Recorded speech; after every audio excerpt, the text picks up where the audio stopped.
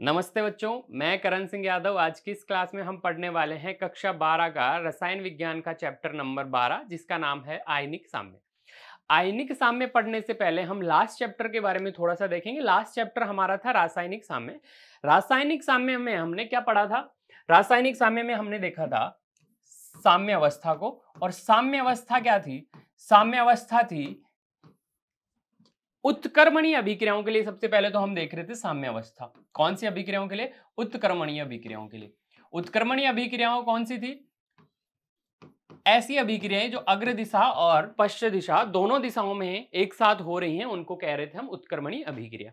और जहां पर अग्र अभिक्रिया का वेग पश्च अभिक्रिया के वेग के बराबर हो जाता है, उसी को कह रहे थे हम साम्य अवस्था। तो ये हो गई थी रासायनिक साम्य की बात। अभी हम कर रहे हैं आयनिक साम्य।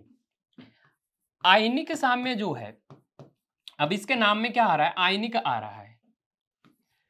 तो इसका मतलब कहीं ना कहीं हम बात करेंगे आयनों के बारे में। तो आयनों के बारे में बात करने से पहले हमें पता होना चाहिए कि कोई भी रासायनिक यौगिक जो हैं वो दो प्रकार के हो सकते हैं। रासायनिक यौगिक जो हैं दो प्रकार के हो सकते हैं। कौन कौन से?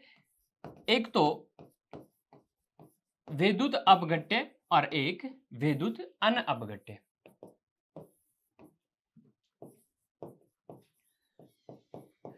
विद्युत अपघट्य का मतलब क्या हुआ बच्चों? ऐसे यौगिक जो जलीय विलयन में अपने आयनों में टूट जाते हैं उनको कहते हैं हम विद्युत अपघट्य। जबकि विद्युत अनअपघट्य क्या होते हैं? ऐसे यौगिक जो जलीय विलयन में आयनों में नहीं टूटते हैं या फिर जलीय विलयन में आयन नहीं बनाते हैं, उनको कहते हैं विद्युत अनअपघट्य। तो ये दो प्रकार के हमारे पास क्या हो गए? कोई भी रासायनिक यौगिक हमारे पास दो प्रकार के हो गए। अब विद्युत अनअपघट्य जो हैं वो तो अपने आयन बनाएंगे ही नहीं। आयन नहीं बनाएंगे तो हम आयनिक साम्य की बात कर ही नहीं सकते हैं। तो आयनिक साम्य की बात हम कहां करेंगे? विद्युत अपघट्य में करेंगे। और विद्युत अपघट्य भी अगर पूरा का पूरा आयनों में टूट गया तो साम्य अवस्था हम किस में बात करेंगे? हम कह रहे हैं साम्य अवस्था मतलब अग्र अभिक्रिया और पश्च अभिक्रिया दोनों। तो हमने कोई भी रासायनिक यौगिक लिया, कौन सा? विद्युत अपघट्य वाला।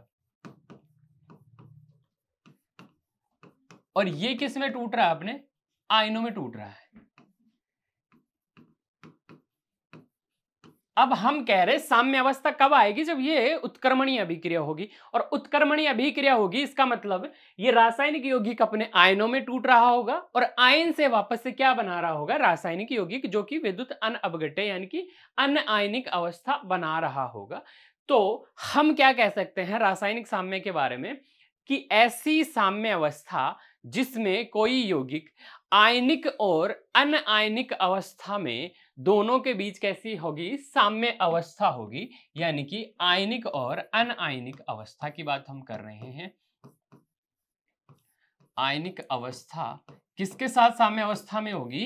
अनआयनिक अवस्था के साथ साम्य अवस्था में होगी।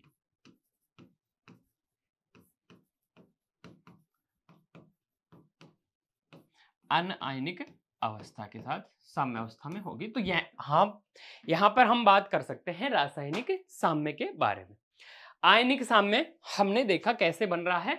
आयनिक और अनआयनिक अवस्थाओं के बीच में क्या होगा? साम्य स्थापित हो जाएगा, जिसमें आयनिक अवस्था से अनआयनिक यौगिक बन रहा होगा और अनआयनिक यौगिक से वापस से आयनिक यौगिक बन रहा होगा। तो इसकी परिभाषा हम कैसे देख सकते हैं? ऐसे विद्युत अपघट्य जिनके जलीय विलयन में आयनिक और अनआयनिक रूप में उनके बीच में क्या आ जाए? साम्य आ जाए, उसी को क्या कहते हैं हम? आयनिक साम्य कहते हैं। फॉर एग्जाम्पल हमने एक ठोस पदार्थ लिया AB। ठोस पदार्थ को हम यहां पर क्या कह रहे हैं कि जलीय विलयन यानी कि कोई भी विलयन या फिर हम कह रहे हैं जलीय विलयन। जलीय विलयन में हम किसी ठोस को डालेंगे तो पहले तो वो क्या होगा? एक्वस स्टेट में आएगा यानी कि जलीय अवस्था में वो जाएगा। उसके बाद में वो अपने आयनों के टूट जाएगा आयनों में, और इन आयनों के और अनआयनिक अवस्था के बीच में जो साम्य होगा इसको हम क्या कह रहे हैं? इसको कह रहे हैं आयनिक साम्य। क्या कह रहे हैं इसको? आयनिक साम्य।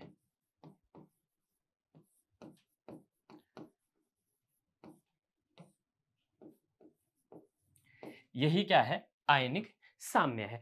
अब यहां पर हमने आयनों की बात की है, तो हम किसी रासायनिक पदार्थ की बात करेंगे कि वो आयनों में टूटेगा या नहीं टूटेगा। इसके बेसिस पर हम किसी भी रासायनिक पदार्थ को दो भागों में बांट सकते हैं, एक विद्युत अपघट्य, एक विद्युत अनअपघट्य। अनअपघट्य क्या होंगे? विद्युत अनअपघट्य होंगे ऐसे यौगिक जो जलीय विलयन में आयन नहीं बनाएंगे, आयनिक नहीं होंगे, उनको क्या कहेंगे? हम विद्युत अनअपघट्य कहेंगे। उदाहरण के लिए हम देखें, ग्लूकोज को पानी में डालते हैं तो वो आयनों में नहीं टूटता है। ग्लूकोज का जो फॉर्मूला है C6H12O6, ये इसी के अंदर रहेगा, पानी में डालने के बाद भी इसी फॉर्म में रहेगा। ऐसे ही हम यूरिया की बात करें, यूरिया को हम पानी में डाल लेंगे तो वो अपने आयनों में ना टूट के जो ये मूल अवस्था है इसकी उसी में रहेगा। हम यूरिया का सूत्र क्या होता है? NH2CO NH2। ऐसे ही स्टार्च भी क्या रहेगा? अनआयनिक अवस्था में रहेगा। तो ये सब क्या हो गए? ये सब हो गए विद्युत अनअपघट्य। ऐसे ही हम विद्युत अपघट्य भी देख सकते हैं। विद्युत अपघट्य में क्या होगा? जो यौगिक जलीय विलयन में आयनों में टूट जाएंगे उनको क्या कहेंगे? विद्युत अपघट्य कह देंगे। उदाहरण के लिए अम्ल। अम्ल क्या होंगे? अम्ल की आगे हम विस्तार से चर्चा करेंगे अम्ल किसको कहते हैं, पर अम्ल को जब जल में डालेंगे तो वो आयनों में टूट जाते हैं। ऐसे ही क्षार को डालेंगे तो कोई ना कोई आयन बनाएंगे। ऐसे ही लवण को डालेंगे तो वो अपने आयनों में विभक्त हो जाते हैं। तो इनको क्या कह रहे हैं? हम विद्युत अपघट्य कहते हैं। अब आयनन की मात्रा के आधार पर, आयनन यानी कि आयनन पूरा का पूरा आयनिक अवस्था में है या फिर कुछ आयन बन रहे हैं और कुछ अनायनिक अवस्था में है, उसके आधार पर हम विद्युत अपघट्य को भी दो भागों में बांट सकते हैं। कौन कौन से? जो पूरा का पूरा आयनिक अवस्था में बदल जाएगा उसको हम कह देंगे परबल विद्युत अपघट्य। जबकि अगर पूरा का पूरा नहीं बदलता है, बहुत कम मात्रा में आयनिक अवस्था मिलती है जबकि ज्यादा मात्रा में अनआयनिक अवस्था मिलती है, उनको कहते हैं हम दुर्बल विद्युत अपघट्य। तो विद्युत अपघट्य कितने प्रकार के हो गए? दो प्रकार के हो गए। कौन कौन से? प्रबल विद्युत अपघट्य और दुर्बल विद्युत अपघट्य। प्रबल विद्युत अपघट्य की बात करें तो प्रबल विद्युत अपघट्य वे होंगे जो लगभग पूर्ण रूप से अपने आयनों में बदल जाएंगे, अनआयनिक अवस्था मिलेगी ही नहीं, या बहुत कम मात्रा में, सूक्ष्म मात्रा में हमें अनआयनिक अवस्था मिलेगी। पूरी की पूरी क्या मिलेगी? आयनिक अवस्था। इनके लिए अल्फा का मान 1 होता है। अल्फा हम आगे देखेंगे क्या है, वियोजन की मात्रा होती है अल्फा। वियोजन की मात्रा 1 है, 1 यानी कि 100%। अगर प्रतिशत में बात करें तो अल्फा 100% है। इसका मतलब ये हुआ कि पूरा का पूरा 100% वो क्या हो गया? वियोजित हो गया, टूट गया। किसमें? आयनों में। तो इनके लिए जो आयनिक स्थिरांक है, साम्य अवस्था आयनिक स्थिरांक है, वो क्या होगा? इन्फिनाइट होगा। मतलब पूरा का पूरा क्या होगा? आयनिक अवस्था में ही होगा। ऐसे ही दुर्बल विद्युत अपघट्य की बात करें तो उनके लिए अल्फा यानी कि वियोजन की मात्रा होती है 5 से कम, या फिर हम कहें 5% से कम। 5% को अगर हम सामान्य अवस्था में लिखे तो क्या हो जाएगा? अल्फा किससे कम हो जाएगा? 0.05 से कम होता है, उनको हम कहते हैं दुर्बल विद्युत अपघट्य। और इनके लिए के आयनाइजेशन का मान होगा, एक निश्चित मान होता है, परिमित मान होता है। जबकि हम कह रहे हैं प्रबल विद्युत अपघट्य के लिए कितना होता है? इन्फिनाइट होता है, यानी कि बहुत ज्यादा मात्रा में वो टूट जाते हैं, आयनिक अवस्था में ही लगभग हमें मिलते हैं। अब प्रबल विद्युत अपघट्य की बात करें, उदाहरण के तौर पर प्रबल विद्युत अपघट्य, प्रबल अम्ल जो है, सारे के सारे प्रबल अम्ल क्या है? प्रबल विद्युत अपघट्य हैं। वो पूरे के पूरे टूट जाते हैं, किसमें? आयनिक अवस्था में हमें मिलते हैं जलीय विलयन में। जैसे फॉर एग्जांपल बात करें HCl, HCl को जब पानी में डालते हैं तो H+ और Cl- की फॉर्म में हमें मिलेंगे, केवल और केवल आयनिक अवस्था में हमें मिलते हैं। ऐसे ही H2SO4 यानी कि सल्फ्यूरिक अम्ल H+ और SO4 2- की फॉर्म में हमें पूरा का पूरा मिल जाता है। ऐसे ही HBr, HNO3 नाइट्रिक अम्ल भी क्या मिलेगा? पूरा का पूरा आयनिक अवस्था में हमें मिलता है। ऐसे ही HClO4, ये क्या हो गए? प्रबल अम्ल। प्रबल अम्ल किसकी बातें व्यवहार करेंगे? प्रबल विद्युत अपघट्य की बातें। ऐसे ही अगर दुर्बल विद्युत अपघट्य का हम उदाहरण लें तो दुर्बल अम्ल जितने भी हैं वो सब क्या है? दुर्बल विद्युत अपघट्य। जैसे फॉर एग्जाम्पल कार्बनिक अम्ल, HCN, एसिटिक अम्ल, और सभी कार्बनिक अम्ल या फिर कार्बोक्सिलिक अम्ल लगभग क्या होते हैं? दुर्बल विद्युत अपघट्य होते हैं। और अगर एग्जाम्पल लें प्रबल विद्युत अपघट्य का, तो प्रबल क्षार जितने भी होते हैं वो क्या होते हैं? प्रबल विद्युत अपघट्य होते हैं। फॉर एग्जाम्पल S ब्लॉक के जो तत्व हैं उनके हाइड्रोक्साइड की बात करें, वो क्या होते हैं? सारे के सारे प्रबल क्षार होते हैं। फॉर एग्जाम्पल NaOH, KOH, ये सब क्या है? ये सब प्रबल क्षार है। अब दुर्बल विद्युत अपघट्य की बात करें तो दुर्बल क्षार कौन से? पी और डी ब्लॉक के तत्व हैं, उनके हाइड्रोक्साइड हो जो हैं वो लगभग क्या होते हैं? दुर्बल क्षार होते हैं। और एग्जाम्पल लें तो अमोनिया क्या होती है? दुर्बल क्षार होती है। एमीन भी जितनी भी होती हैं, एमीन क्या होती हैं? RnH2, ये 1 डिग्री एमीन हो गई। ये भी क्या है? दुर्बल क्षार है। तो ये क्या हो गए? दुर्बल विद्युत अपघट्य होगी। और जितने भी लवण होते हैं, लवण सारे के सारे क्या होते हैं? प्रबल विद्युत अपघट्य होते हैं। तो लवण का एग्जांपल हम ले NaCl, KNO3, KCl, ये सब क्या है? लवण है। और ये क्या होंगे? प्रबल विद्युत अपघट्य होंगे। ये बात हो गई हमारी प्रबल विद्युत अपघट्य की और दुर्बल विद्युत अपघट्य की। अब ये किस पर निर्भर करता है कि आयनन जो है, आयनों के आधार पर विद्युत अपघट्य को कितने भागों में बांट सकते हैं। आयनों के आधार पर विद्युत अपघट्य को 2 भागों में बांट सकते हैं। अभी हमने देखा था आयनन की मात्रा के आधार पर विद्युत अपघट्य कितने प्रकार के? 2 प्रकार के, प्रबल और दुर्बल। जबकि आयनों के आधार पर विद्युत अपघट्य 2 प्रकार के, एक तो कौन से? वास्तविक विद्युत अपघट्य, दूसरा कौन सा? पोटेंशियल विद्युत अपघट्य। वास्तविक विद्युत अपघट्य जो है वो मूल अवस्था में किसमें होते हैं? आयनिक अवस्था में ही होते हैं। वो आयनों से मिलकर ही बने होते हैं। तो वास्तविक विद्युत अपघट्य क्या हो गए? ये आयनों से मिलकर बने होते हैं। उदाहरण के लिए आयनिक यौगिक जितने भी हैं वो सब क्या है? वास्तविक विद्युत अपघट्य। For example NaCl, KCl, MgCl2 जो भी हम अभी देख के आए हैं वो सब क्या है? वास्तविक विद्युत अपघट्य है। अब पोटेंशियल विद्युत अपघट्य क्या हो गए? पोटेंशियल विद्युत अपघट्य की अगर बात करें तो वो मूल अवस्था में आयनों से मिलकर नहीं बने होते हैं। वो सहसंयोजक यौगिक होते हैं। जब उनको जल में डाला जाता है तो क्या हो जाते हैं? वो थोड़े बहुत आयनों में टूट जाते हैं। आयनों में कब टूटते हैं? जल में डालने के बाद। क्यों? क्योंकि वो ध्रुवीय अणु होते हैं।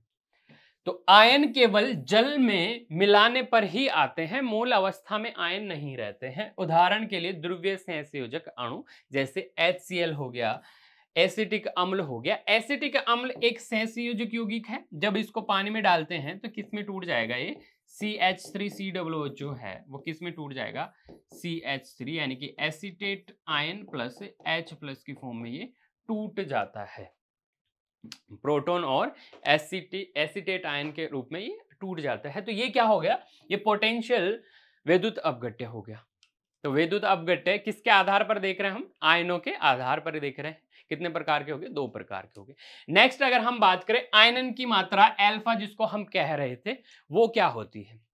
अल्फा आयनन की मात्रा को अगर हम देखें मतलब कितना जो यौगिक है वो आयनों में टूट चुका है in comparison to starting material. कितना हमने लिया था विद्युत अपघट्य स्टार्टिंग में, उसमें से कितना टूट गया उसकी प्रतिशतता अगर कहें तो वो परसेंटेज क्या हो जाएगा? अल्फा हो जाएगा। और स्टार्टिंग के कंपैरिजन में अगर रेशियो देखें कि कितना टूटा है वो ही क्या होता है? अल्फा होता है। तो अल्फा कैसे निकालेंगे? आयन जो टूट गए हैं वो, यानी कि AB अगर हम ले, AB टूट कर क्या बना रहा है? A प्लस और B माइनस बना रहा है। अब हम देखें इनके लिए अगर हम देखें अल्फा का मान, तो अल्फा का मान क्या हो जाएगा कि ये AB कितना टूट चुका है वो और कितना स्टार्टिंग में लिया था वो, उन दोनों का रेशियो क्या कहलाता है? अल्फा, यानी कि वियोजन की मात्रा कहलाती है, आयनन की मात्रा कहलाती है। तो आयनित मोल, आयनित कौन से? इसके कितने मोल आयनिक हो गए हैं। ये वाले कितने भी हों इनसे मतलब नहीं है, ये इसके कितने मोल आयनिक हुए हैं और प्रारंभ में हमने इसके कितने मोल लिए थे AB के, उनका रेशियो क्या कहलाता है? अल्फा कहलाता है, आयनन की मात्रा कहलाता है। या हम इनकी जगह ले सकते हैं सांद्रता भी, मोल की जगह हम सांद्रता भी ले सकते हैं। अल्फा जो है वो किन किन कारकों पर निर्भर करता है, यानी कि आयनन की मात्रा अल्फा को प्रभावित करने वाले कारक, ये हम एक एक करके अल्फा को प्रभावित करने वाले कारक देखेंगे। सबसे पहले हम देखते हैं विद्युत अपघट्य की प्रकृति, यानी कि अगर प्रबल विद्युत अपघट्य हुआ तो अल्फा का मान ज्यादा होगा, दुर्बल विद्युत अपघट्य हुआ तो अल्फा का मान कम हो जाएगा क्योंकि वो कम टूटेगा। हम बात कर रहे हैं अल्फा। अल्फा कैसे निकाला हमने? आयनित मोल बटे प्रारंभिक मोल, ठीक है। तो आयनित अगर हम प्रबल विद्युत अपघट्य ले रहे हैं तो वो पूरा का पूरा क्या हो जाएगा? आयनिक अवस्था में हो जाएगा। हम अगर 1 मोल स्टार्टिंग में ले रहे हैं और उसमें से 1 मोल ही पूरा टूट गया है तो अल्फा कितना आ गया? 1 आ गया। किसके लिए? प्रबल विद्युत अपघट्य के लिए। किसके लिए? प्रबल अगर ये होता तो पूरा का पूरा टूट जाता। तो अल्फा कितना आ जाता, 1 आ जाता। इसका मतलब ये हुआ कि पूरा पूरा टूट जाएगा तो ही 1 आ रहा है, अगर उससे थोड़ा सा कम टूटेगा तो 1 से कम आएगा, यानी कि अल्फा का मान कभी भी 1 से ज्यादा नहीं हो सकता। तो अल्फा का मान 0 और 1 के बीच में हमेशा होता है, 1 तक हो सकता है। ठीक है बच्चों, अब हम बात कर रहे थे प्रबल विद्युत अपघट्य और दुर्बल विद्युत अपघट्य के लिए। प्रबल विद्युत अपघट्य के लिए अल्फा का मान लगभग कितना आ रहा है, 1 के बराबर आता है, और दुर्बल विद्युत अपघट्य के लिए हमने देखा था अल्फा का मान 1 से बहुत कम आता है, या फिर हम कहें 5% से कम जो है वियोजित होता है कोई भी दुर्बल विद्युत अपघट्य।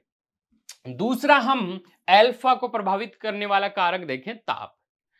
तो वियोजन या आयनन की जो मात्रा है, आयनन जो है वो एक ऊष्माशोषी प्रक्रम है। ऊष्माशोषी का मतलब क्या हो गया कि अगर हम ऊष्मा देंगे तो ज्यादा आयनन होगा, यानी कि टेम्परेचर के क्या हो गया, डायरेक्टली प्रोपोर्शनल हो गया, समानुपाती हो गया। तो ताप अगर बढ़ाते हैं तो आयनन क्या होता है, बढ़ता है।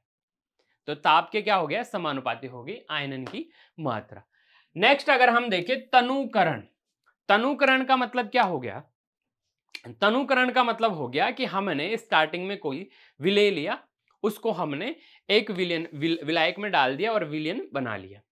अब तनुकरण का मतलब हो गया हम उसमें विलायक की और मात्रा बढ़ा दें ताकि सांद्रता कम होती जाए। सांद्रता कम होना ही क्या कह रहे हैं हम, तनुकरण कह रहे हैं। तो इसका प्रभाव हम अगर देखें अल्फा पर, तो वो किसने बताया था, ओस्टवाल्ड ने बताया था। तो ओस्टवाल्ड ने एक नियम प्रतिपादित किया जिसका नाम है ओस्टवाल्ड का तनुता का नियम। इसके आधार पर हम देखेंगे कि अल्फा जो है वो कैसे तनुता पर निर्भर करता है, और ये जो नियम है वो केवल और केवल किन के लिए एप्लीकेबल है, दुर्बल विद्युत अपघट्य के लिए हम देखते हैं, क्योंकि प्रबल का तो पूरा का पूरा वो टूट ही जाता है, तो उसके लिए देखने का कोई मतलब है भी नहीं। तो हम देख रहे हैं किसके लिए, दुर्बल विद्युत अपघट्य के लिए, ये देखते हैं।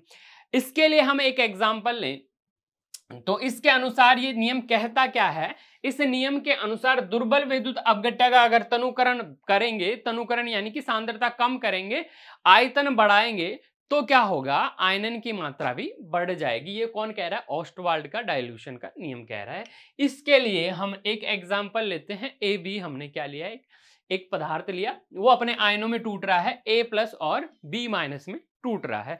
प्रारंभिक सांद्रता की बात करें तो ए बी की जो प्रारंभिक सांद्रता है वो हमने ले ली सी। प्रारंभ में ये टूटे नहीं होंगे, प्रारंभ में केवल और केवल अनायनिक अवस्था होगी, तो ये इनकी सांद्रता ए प्लस और बी माइनस की सांद्रता हो गई 0 0, ए प्लस या फिर ए एन प्लस भी हम कह सकते हैं ना, जितने इलेक्ट्रॉन निकल रहे होंगे। अब साम्य अवस्था पर सांद्रता अगर हम देखें, हमने अल्फा क्या कहा था, अल्फा का मतलब है कि 1 मोल पदार्थ प्रारंभिक में लिया, उसमें से कितने मोल टूटे हैं। तो 1 मोल से अल्फा टूट रहा है, तो सी मोल से, सी सांद्रता से कितने होंगे, सी अल्फा। ठीक है बच्चों, अगर हम इसका आयतन हम 1 लीटर ले लें, मान लेते हैं कि आयतन 1 लीटर है,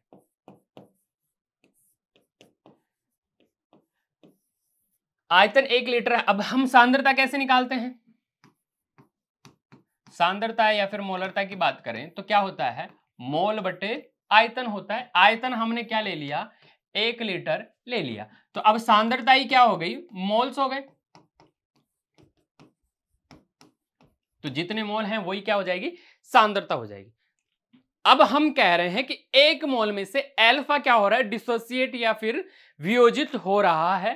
तो सी सांद्रता हमने क्या ली थी, सी, तो सी मोल से कितने होंगे, सी अल्फा। ठीक है, हम क्या कह रहे हैं, हम कह रहे हैं कि 1 मोल से कितना वियोजित या कितना आयनिक हो रहा है, अल्फा क्या हो रहा है, आयनन हो रहा है। तो सी मोल से कितने हो जाएंगे, सी अल्फा। और अगर 1 लीटर हम आयतन ले रहे हैं तो उसकी सांद्रता भी कितनी आ जाएगी, सी अल्फा आ जाएगी। ठीक है बच्चों, अब इसमें से सी अल्फा हम क्या कह रहे हैं, वियोजित हो रहा है, और सी सांद्रता प्रारंभ में थी, तो बची कितनी, साम्य अवस्था पर ए बी की कितनी सांद्रता बच गई, सी माइनस सी अल्फा। ये किसकी बच गई, ए बी की सांद्रता बच गई। भाई सी अल्फा अगर टूट गया तो बचेगा कितना, सी माइनस सी अल्फा। और जितना इसमें से एक देखो, 1 मोल से 1 मोल ए प्लस बन रहा है और 1 ही मोल बी माइनस बन रहा है। तो इसका अगर ए बी का अगर सी अल्फा टूटेगा तो ए प्लस का कितना मोल बनेगा, सी अल्फा बनेगा और बी का भी कितना बनेगा, सी अल्फा बन जाएगा। सांद्रता हमने सी अल्फा ले ली, तो यहां पर इसकी सांद्रता कितनी आ गई, सी अल्फा, और इसकी सांद्रता भी कितनी आ गई, सी अल्फा। किस पर देख रहे हैं हम, साम्य अवस्था पर देख रहे हैं। इसको आगे सॉल्व करेंगे, सी कॉमन लेकर हमने क्या निकाल दिया, सी ब्रैकेट 1 माइनस अल्फा। यहां पर किसकी सांद्रता बच गई, ए बी की सांद्रता, बची हुई सांद्रता है ये। ए की कितनी है, सी अल्फा, और बी की कितनी है, सी अल्फा। अब हमें यहां पर साम्यावस्था स्थिरांक निकालना आता है। के बराबर क्या होता था, उत्पादों की सांद्रता का गुणनफल बट्टे क्रियाकारक की सांद्रता का गुणनफल, और उनकी घात में क्या लगा देते थे, उनका रस समीकरणमितीय गुणांक। यहां पर रस समीकरणमितीय गुणांक एक एक है, तो घात लगाने की कोई जरूरत नहीं है। तो के इक्विलिब्रियम या फिर हम कहें के आयनाइजेशन अगर निकालें, आयनिक स्थिरांक अगर निकालें, तो क्या आ जाएगा, उत्पाद तो क्या है हमारे पास, ए प्लस और बी माइनस, तो उनकी सांद्रताओं का गुणनफल बटे क्रियाकारक क्या था, ए बी, उसकी सांद्रताओं का गुणनफल। यहां पर ए प्लस की सांद्रता हमारे पास कितनी आ रही थी, सी अल्फा, और बी माइनस की सांद्रता भी सी अल्फा, तो क्या आ जाएगा, सी अल्फा गुणा सी अल्फा। और ए बी की कितनी सांद्रता बची थी, सी माइनस सी अल्फा, तो यहां पर हम क्या लगा देंगे, सी माइनस सी अल्फा, जिसको आगे सोल्व करने पर कितना आ रहा था, सी ब्रैकेट 1 माइनस अल्फा। यहां पर क्या हो जाएगा, सी से सी कट जाएगा और एक सी बच गया, और अल्फा कितने बच गए, अल्फा गुणा अल्फा, अल्फा स्क्वायर, तो सी अल्फा स्क्वायर बटे 1 माइनस अल्फा। ये क्या आ गया हमारे पास, के आयनाइजेशन, आयनिक स्थिरांक आ गया है। अब हम ये किसके लिए देख रहे थे, दुर्बल विद्युत अपघट्य के लिए देख रहे थे। दुर्बल विद्युत अपघट्य के लिए हम क्या कह रहे थे भाई, अल्फा जो है दुर्बल के लिए, दुर्बल विद्युत अपघट्य के लिए अल्फा जो है लगभग कितना आ रहा था, 0.05 से कम आ रहा था। तो 0.05 जो है वो एक के कंपैरिजन में क्या है, एक के कंपैरिजन में बहुत छोटा है। तो यहां पर 1 माइनस अगर हम 0.05 करेंगे तो कितना आ जाएगा, 0.95 आ जाएगा, तो जो कि क्या है, लगभग एक के बराबर है। तो हम क्या कह सकते हैं, अगर अल्फा एक से बहुत कम है तो 1 माइनस अल्फा को हम क्या लिख सकते हैं, लगभग बराबर है एक के। तो आगे सोल्व करने पर क्या आ रहा है, आगे आ रहा है हमारे पास कि भाई दुर्बल विद्युत अपघट्य के लिए अल्फा का मान एक से बहुत कम है, तो यहां पर 1 माइनस अल्फा क्या आ जाएगा, लगभग एक के बराबर आ जाएगा। और एक अगर रखते हैं हम किसमें, हमने जो लास्ट में सोल्व किया है, यहां पर अगर हम एक रखते हैं तो के आयनाइजेशन बराबर क्या आ जाएगा, सी अल्फा स्क्वायर आ जाएगा। तो के आयनाइजेशन बराबर क्या आ गया, सी अल्फा स्क्वायर। यहां से हम अल्फा निकाले तो अल्फा बराबर क्या आ गया भाई, अल्फा स्क्वायर बराबर क्या आ गया, के बट्टे में क्या चला जाएगा, सी चला जाएगा, के बट्टे में क्या चला जाएगा, सी, और के क्या है यहाँ पर, के आयनाइजेशन है। अब यहां से स्क्वायर को हटाएंगे तो अल्फा बराबर क्या आ जाएगा, अंडर रूट के बट्टे सी। ये क्या आ गया हमारे पास, अल्फा का मान आ गया। अब यहां पर सी क्या है, सी है हमारे पास सांद्रता, सी बराबर क्या है, सांद्रता,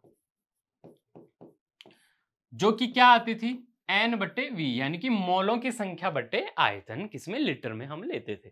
यहां पर अल्फा बराबर आ जाएगा, यहां पर सी की जगह अगर हम लिखें एन बट्टे वी, तो क्या आ जाएगा, यहां से हम कह सकते हैं कि अल्फा जो है वो किसके व्युत्क्रमानुपाती है, 1 बट्टे अंडर रूट सी के व्युत्क्रमानुपाती है, और सी बराबर एन बट्टे वी है। तो हम क्या लिख सकते हैं, हम लिख सकते हैं कि अल्फा जो है वो किसके समानुपाती हो गया, अल्फा जो है वो समानुपाती हो गया 1 बट्टे अंडर रूट सी के, और सी बराबर अगर हम रख दें एन बट्टे वी, तो यहां पर अल्फा जो है वो किसके समानुपाती आ जाएगा, v बटे एन के अंडर रूट के समानुपाती हो जाएगा। यहां पर अगर हम आयतन और अल्फा में कंपैरिजन करें तो अल्फा किसके समानुपाती आ गया, अंडर रूट v, यानी कि आयतन के समानुपाती। आयतन कैसे बढ़ेगा, तनुकरण करने पर, यानी कि विलायक की मात्रा बढ़ाने पर, उसी को हम कह रहे थे तनुकरण। तो तनुकरण करेंगे तो अल्फा का मान बढ़ेगा। ये किसका नियम है, ये ओस्टवाल्ड का डाइल्यूशन का नियम है, ओस्टवाल्ड का तनुता का नियम है। तो अल्फा किसके समानुपाती आ गया, वी के समानुपाती आ जाता है। यहां से हमारे पास क्या मिल गया, अल्फा समानुपाती अंडर रूट वी, यानी कि तनुता बढ़ाने पर दुर्बल विद्युत अपघट्य की आयनन का मान जो है वो बढ़ेगा। तो ये क्या है, आयनन को प्रभावित करने वाले कारक हमने देख लिए इस क्लास में। इतना ही, थैंक यू।